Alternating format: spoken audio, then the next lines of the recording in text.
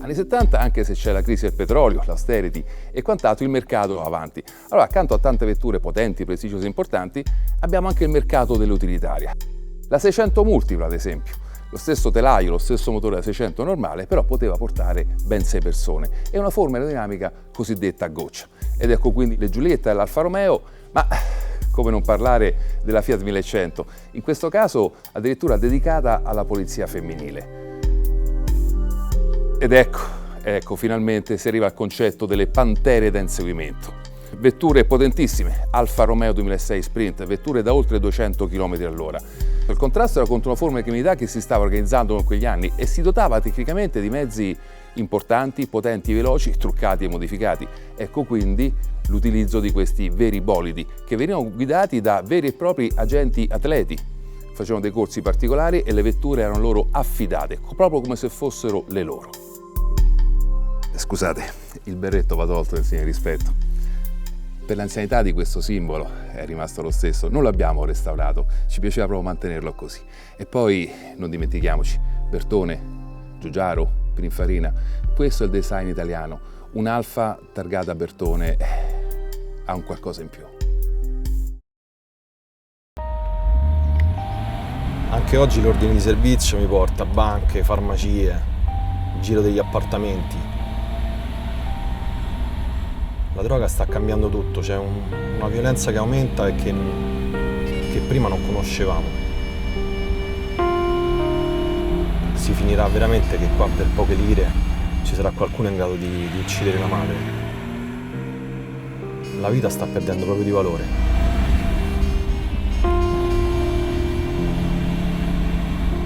Il colore grigio-verde dell'Alfa 2006 era stato fatto per cercare di dare un'impronta unica a tutti i mezzi della polizia, in un'epoca in cui le città che si stavano popolando freneticamente avevano l'esigenza di un maggiore controllo del territorio, per cui la polizia decise di trovare un colore, in quel caso il grigio-verde, che poteva ricordare, per quanto un pochino più chiaro, il colore militare, un colore che rendesse subito riconoscibile e identificabile i mezzi della polizia, potendo soddisfare così la crescente richiesta di sicurezza che c'era nelle città.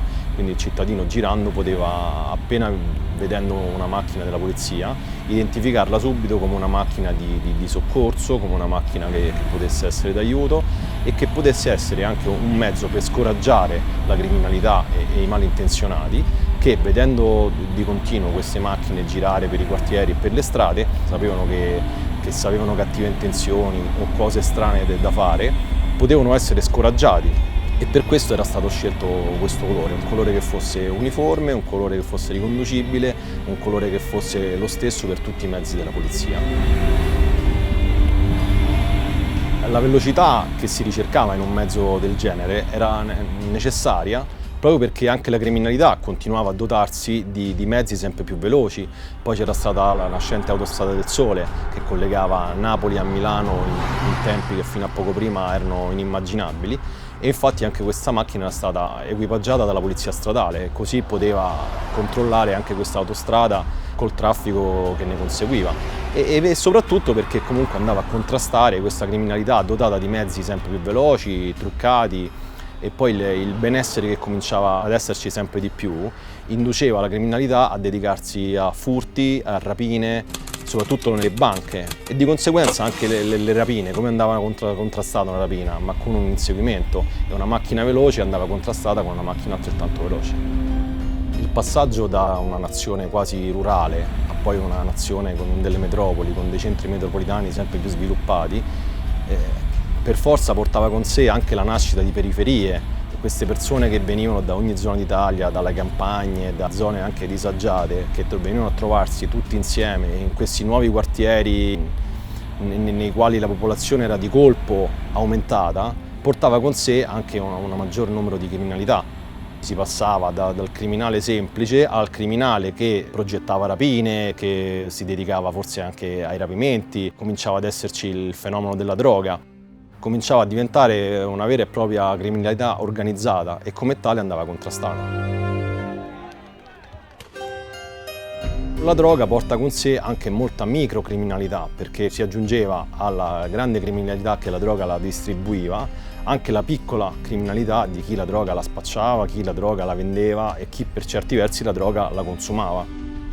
Di conseguenza il controllo della polizia diventa più capillare e qui viene anche in aiuto gli strumenti radio, che in quegli anni diventano sempre più efficaci. La comunicazione tra le varie pattuglie e la centrale operativa diventa più stabile, diventa più immediata e di conseguenza il controllo del territorio diventa subito più efficace, perché poter controllare una zona comunicando con le altre pattuglie sul proprio posizionamento, sulle proprie intenzioni, è molto più facile di quello che si faceva prima, quando la macchina singola girava senza poter avere un appoggio immediato in caso di necessità, e di conseguenza viene affrontata sia questa criminalità più grande ma anche quella più piccola sempre con lo strumento del controllo del territorio e della comunicazione continua tra le varie pattuglie.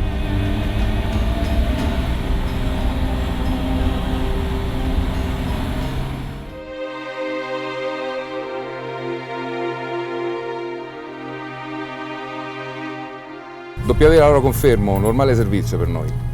Normale. Qui di normale non c'è più niente. Oggi non si comprende. La rapina, sì, il furto, sì, la vecchietta, l'incidente, sì. Ma quel ragazzo, eravamo compagni di corso. Sparito così. Normale servizio, via.